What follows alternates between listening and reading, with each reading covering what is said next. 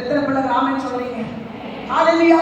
இந்த வசனம் எவ்வளவு மெடிடேட் பண்ணுவீங்களோ, எவ்வளவு பை ஹார்ட் பண்ணுவீங்களோ, வசனம் எடுத்து நான் ஜெபிக்கிறேன். ஹalleluya. எத்தனை பிள்ளைகள் வசனம் எடுத்து ஜெபம் பண்றீங்க? கை தூக்கலாமா? வசனம் எடுத்து ஜெபிக்கிறவங்க கை தூக்கலாமா? ஹalleluya. சந்தல பரமா. நீ ஜெபிக்கும் போது by heart the word of God and confess the word of God. ஹalleluya. 91 சங்கீதம் by heart பண்ணுங்க. 124 சங்கீதம் by heart பண்ணுங்க. 23 128 ஹalleluya 34 சங்கீதம் எல்லாம் by heart பண்ணுங்க. அப்புறம் பழைய பாடலும் புதிய பாடலும் எந்த இடத்திலெல்லாம் promise word இருக்கு அந்த word எடுத்து by heart பண்ணி confess பண்ணி ஜெபத்தில் ஜெபம் பண்ணுங்க. அந்த ஜெபத்துக்கு ஒரு பெரிய ஜெயத்தை கர்த்தர் தருவார். எத்தனை பிள்ளைகள் ஆமென் சொல்றீங்க? glory to God. ஹalleluya. என்னுடைய கர்ப்பப்பையில ஒரு கட்டி இருந்தது. ஒரு கட்டி, ரொம்ப கஷ்டப்பட்டேன். ஸ்டொமக் பெயின் பீரியட் ஆகும்போது பயங்கரமான ஸ்டொமக் பெயின் தாங்க முடியாது. அவ்வளவு நான் கஷ்டப்பட்டேன். அது மட்டுமல்ல, எனக்கு 40 liver செகண்ட் ஸ்டேஜ் இருந்தது. கர்த்தருடைய சமூகத்தில் நான் ஜெபிக்க ஆரம்பித்தேன். வசனம் எடுத்து ஜெபிக்க ஆரம்பித்தேன். எந்த இடத்திலெல்லாம் சௌக்கியத்துக்கு ஏற்ற வார்த்தை இருக்குது அந்த வார்த்தை எடுத்து ஜெபம் பண்ண ஆரம்பித்தேன்.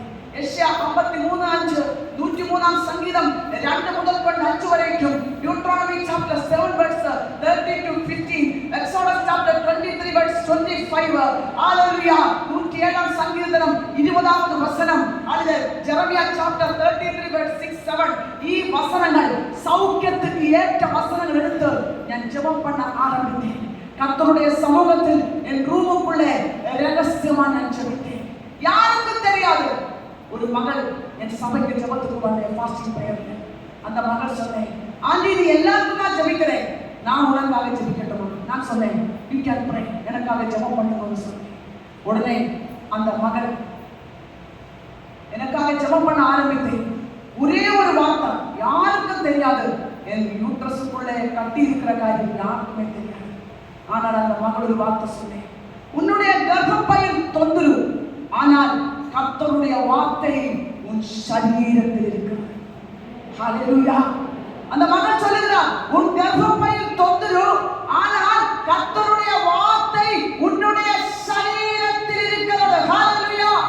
நான் கர்த்தருடைய சமூகத்தில் அந்த வார்த்தை எடுத்து ஜெபிக்கிறது யாருக்கும் தெரியாது, ஆனால் என் கர்த்தருக்கு தெரியும்.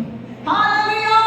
அந்த கர்த்தர் ஹalleluya சொன்னார், உன்னுடைய கர்ப்பப்பையில் தொந்தரவு இருக்கலாம், உன்னுடைய சரீரத்தில் பலவீனம் இருக்கலாம், ஆனால் நீ வார்த்தை எடுத்து ஜெபிக்கிறதுனால, வார்த்தை கன்ஃபஸ் பண்ணி ஜெபிக்கிறதுனால, வார்த்தை அனுப்பி நானே குணமாக்குகிற கர்த்தர்.